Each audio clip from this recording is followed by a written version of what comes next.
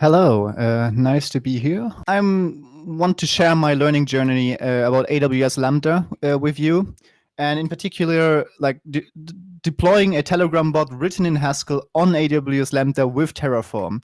I know this title is a mouthful, but we will dissect it bit by bit in the talk.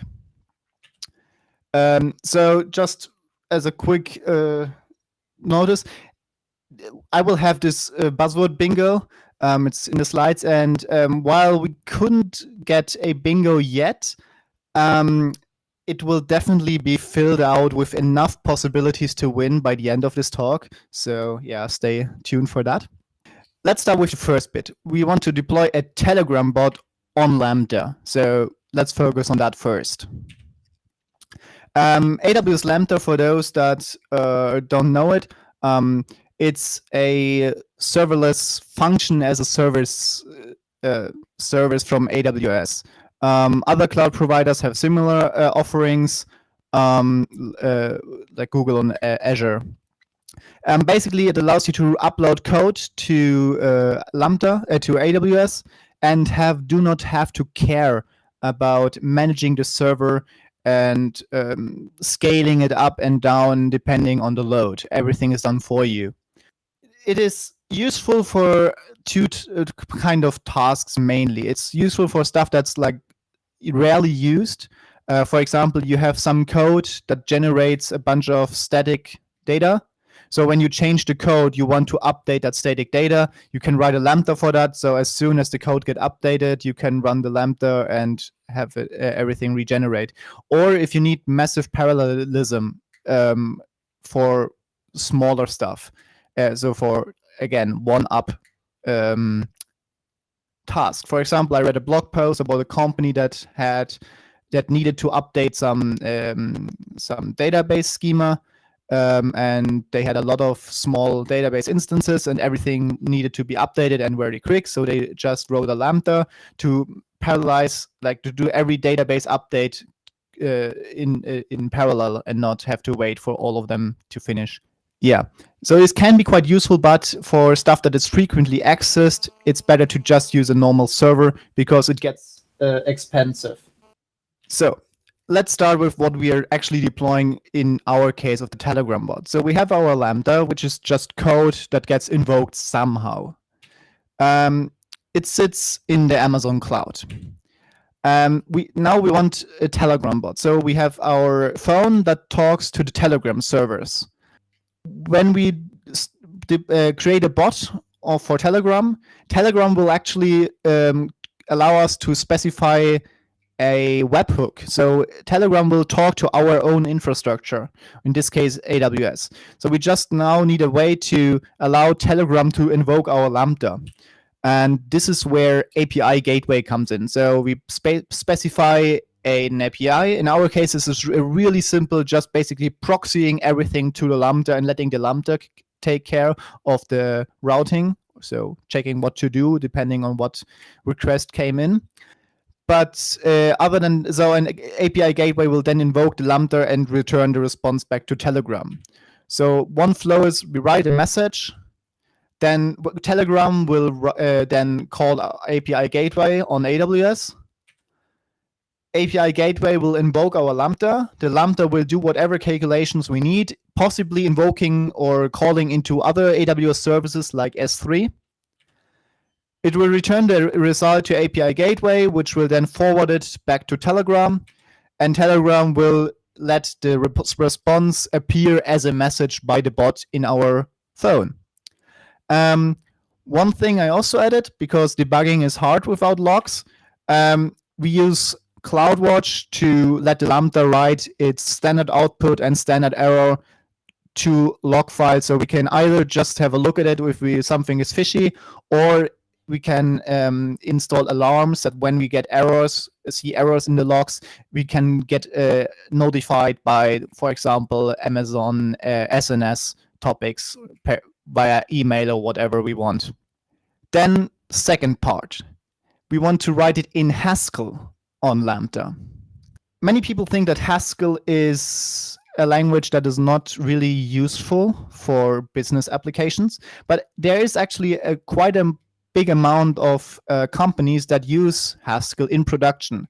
Many of them are startups, but also some big players like many banks, and Facebook, for example, has all their spam protection in Haskell. And what many people quote as a big plus for Haskell is the strong type system, because it allows to do a refactoring of your code with a lot of confidence. I've linked the article where that quote is from later in the talk. So if we have a look at Haskell itself, it has a strong type system. It can guarantee a lot during compile time. So you can even move critical parts of your business logic to the type system. So it will be it guarantees certain invariants. For example, if you are dealing with money, you can guarantee that something is not negative, and then have this statically verified that this code cannot produce negative values or whatever you want. You can encode certain things that have to be present on the type level. And this can give you a lot of confidence. And this is also why many banks and also medical companies that build medical devices use Haskell, because they can guarantee, they need very strong guarantees of safety and to have little amount of bugs. So they use the type system to help them deploy, hopefully, systems with no devastating bugs. Also, Haskell is best in class for parsing stuff. So a common task you do on Lambda, for example, is you take data from one S3 bucket, you parse it, convert it into another format, maybe aggregate it a bit, pre-process, and then write it into a second S3 bucket. So for parsing and transforming data, Haskell is really, really excellent. There are many powerful libraries for writing parsers, and due to the type system, writing transforming functions can't really go wrong. Another really good point about Haskell is it is fully concurrent in its runtime. So many people quote that Node.js is good because it is asynchronous and it is not bound by I/O, because it then will just continue executing your code while waiting for some I/O.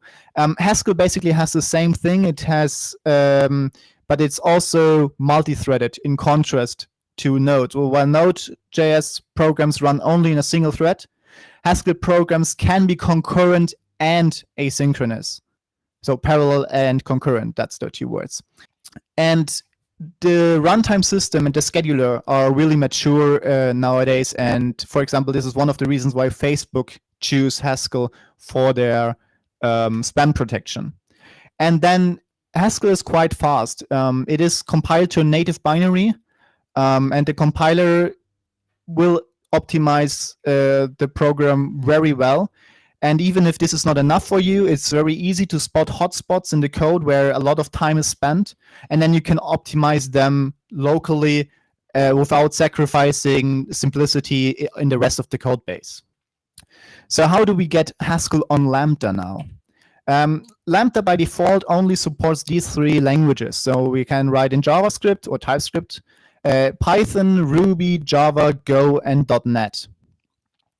But lately, Lambda added the possibility to add custom runtime. So you can bring your own runtime that will deal with the Lambda API and will run your code. And this is exactly what we are doing. There's an open source Haskell runtime for Lambda, the AWS Lambda runtime. And so we can use that to write just normal Haskell code and have it deployed to Lambda without needing any special tools. So before AWS had custom Lambda runtimes, what people were doing is actually to compile the Haskell code into a library, so a native library, and then generate a Node.js wrapper that calls the Haskell library as a native module. But as you can probably see, that is a pretty terrible thing. So now with custom runtimes, everything is nice. So I won't go deep into the code of the bot itself, but just a quick overview. this is basically what we are doing. Our bot will be basically a crude calculator, because that was easy to program, and it doesn't matter really what the bot does. I wanted to have it stateless to make it easier. So basically we want to parse whatever the user types into a syntax tree, and a syntax tree from mathematical expressions. So for example, we have an expression can either be a plus that contains of two expressions, minus, it can be an expressions wrapped in parentheses, it can be a variable, so x, y, whatever, or it can be a constant. And then we can transform this parsed expression back into a string by just, for example, the constant, we just convert it to a string and print it. The variable name is already a string, we don't need to anything. For parentheses, we just wrap the thing in parentheses. I think this thing should be pretty clear. The second, so this is where the data is defined. The second, for example, if we parse this expression, because multiplication binds tighter than addition or subtraction, we will get on the top level multiplication, so this thing, where the one side is a subtraction of 4 and 2, and the other side is 3. So this is how the data will then look like. And then to parse the thing, there's really powerful parser combinator libraries. So for example, this make expression parser comes from the library. The only thing that we are providing is this term parser, so that parses the leaves of the tree, and the operator table that says how to combine the leaves. So for example, this specifies which has the higher, which binds the tightest, so a prefix. So for example, if we want -1, this is the tightest, or +1, we ignore the plus and just parse the 1. Then comes multiplication and division, and then the lowest is plus and minus, and then we just provide what is a term. So it's either a constant, a variable, or a parenthesized expression. And you see here, term and expression are mutually recursive. But it's not an issue in Haskell, because Haskell is lazy, so it will not result in an endless loop. It will just do the right thing. So if it encounters parentheses, it will then go in the recursion, and if not, it won't care. And you don't need to understand this code. It's just like, there's in the library a parser for numbers, so we just wrap this with our constant type we saw here. So this constant type, we just wrap this around this library number parser, and we name it constant, so that in the error message we get constant as error message, and not like expected 0, 1, 2, or whatever. Same with like variable names. We first need a letter, and then 0 or more alphanumerical characters, and then we just concatenate this first letter with the rest. Also parentheses, just everything between those two symbols. The code is open source, and you can have a look at it later. So the last part of this. Now we want to deploy it with Terraform. Terraform is a tool that allows you to have the infrastructure in code. So you can configure Amazon or also other cloud providers, because Terraform is platform agnostic, in code. This is basically similar to CloudFormation for AWS, but as said, CloudFormation only works for AWS. Terraform works for any cloud provider, like even ones that are not that popular, like Alibaba Cloud or so. Of course, it's reproducible, because if you have everything in code and you run just the code, running it the same next time again will result in the same result. Because it is just code, you can put it into a Git repository, share it internally in a repository, or you can share it online on GitHub, whatever. You can copy paste others' code for you to use, or you can have in the company a repository that contains useful setups predefined. So if you have a new project, you just copy the setup you need and be done in a few minutes. And what is really nice, if you have already some infrastructure deployed, and you change your code, it will not like tear everything down and recreate it, but it can what is the current state, diff it, what is need to be done, and it also knows which parts of the infrastructure can be updated in place or which parts need to be recreated. And this knowledge is built into Terraform. You don't have to know the specifics. You just write what you want, and Terraform will see that no matter what the previous state is, it will be at the state you want in the end. So if we want this part on Terraform, there's a big part I didn't mention already, and this is access rights. So Amazon IAM. For example, this API gateway needs to be able to call the Lambda. The Lambda needs to be able to log into CloudWatch, and so there's a few like permissions involved and policies involved, and this also everything is configurable with Terraform, and I was able to do it. So now the question is, do I need to be like? Let's look at some examples of the code. So, for example, this is the part of the Terraform code that deals with my Lambda. So we see up here, this is the permission that allows API gateway to access my Lambda. So here we see Lambda permission, Lambda invoke functions. Then we have here the Lambda function itself. So it's where can I find the build function? So this is what my build script generates, and then Terraform will upload it and configure it. You can set, you see here, runtime is provided. This would be different if you would use one of the predefined runtimes. We can also inject environment variables with this, and you see here var.telegrambot. This is a variable inside Terraform, so you can either share this variable between multiple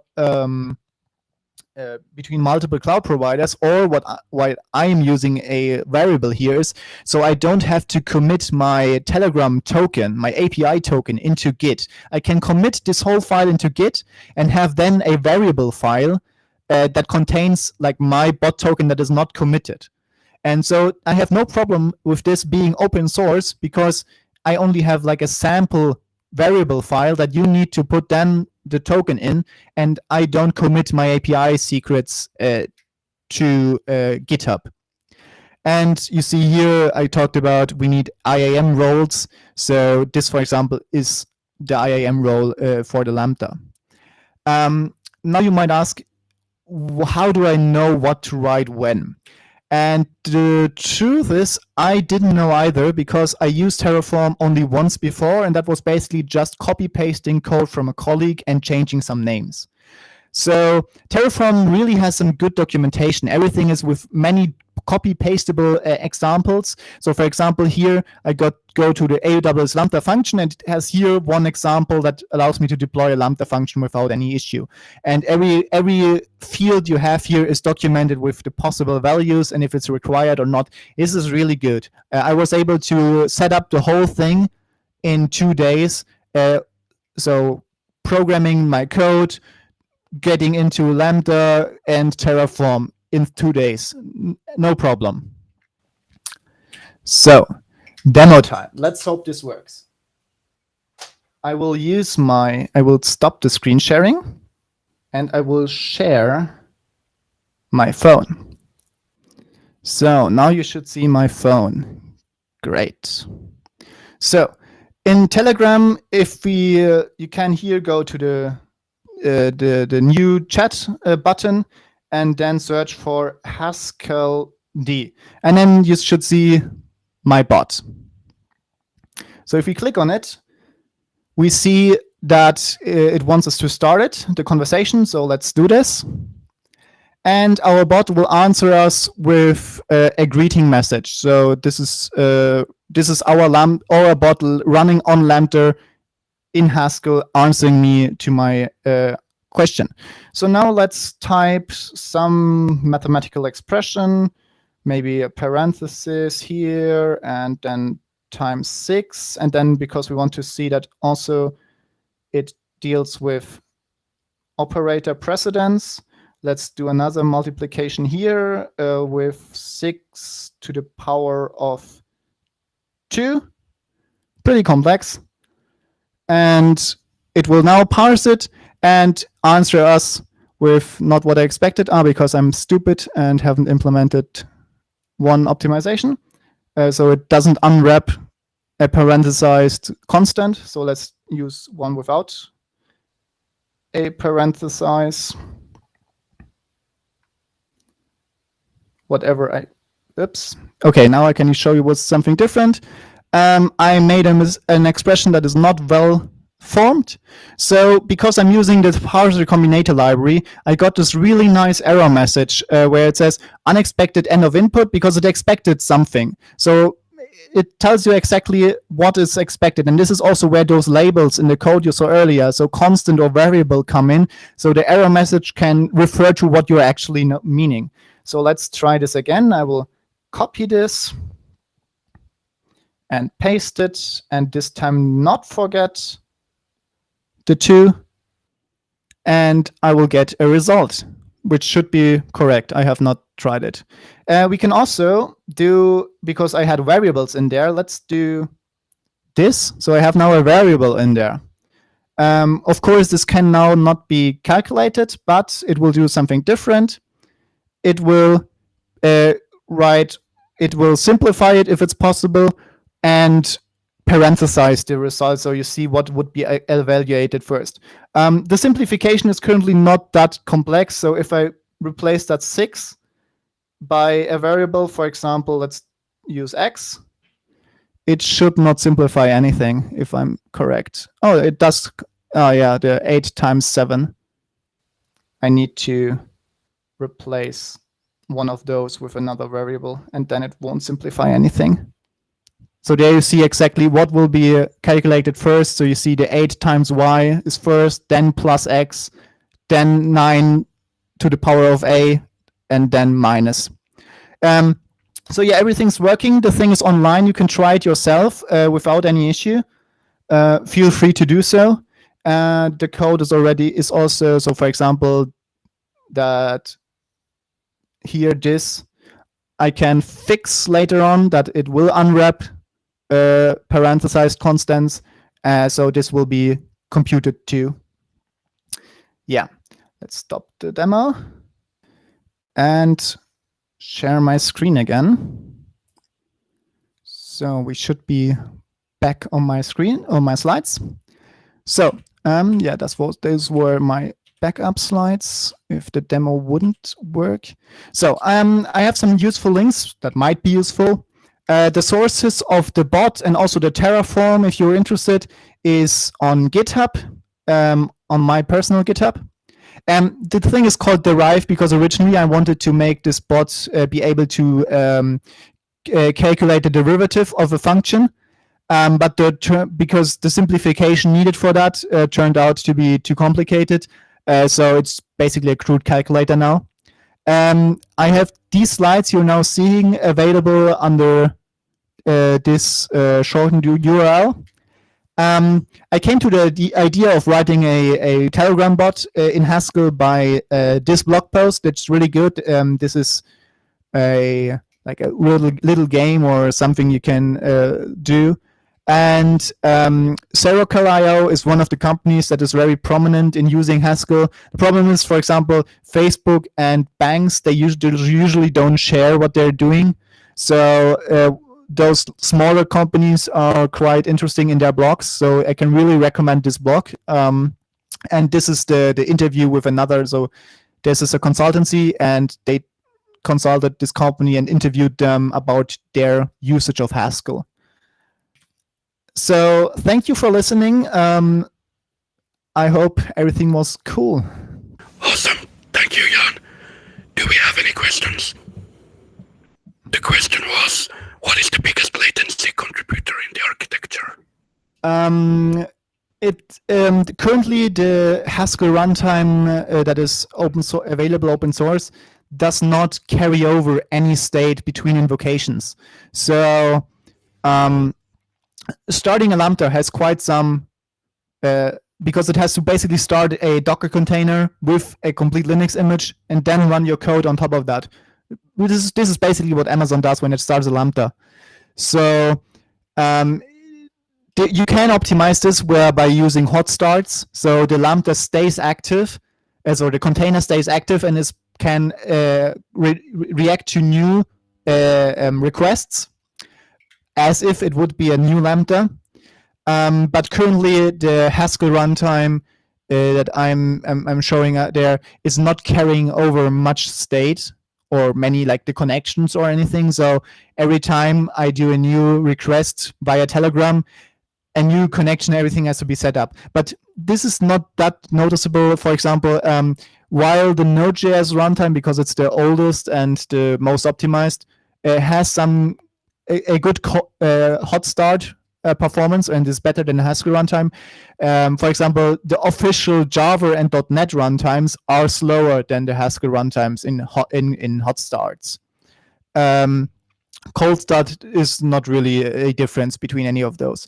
So the biggest latency comes in Lambda itself. It's not instantaneous. It just takes some time. So if you have, it's good for background processing or like simple stuff where like latency is not important, because depending on if Amazon has to start a new Lambda or can reuse an existing Lambda, latency can vary and it can also be high. So yeah, those are the main factors here. Awesome. If there are more questions, just feel free to post them on Slack, in development channel, in the Tech Weeklies thread. Thank you, Olavi and Jan, for the great talk.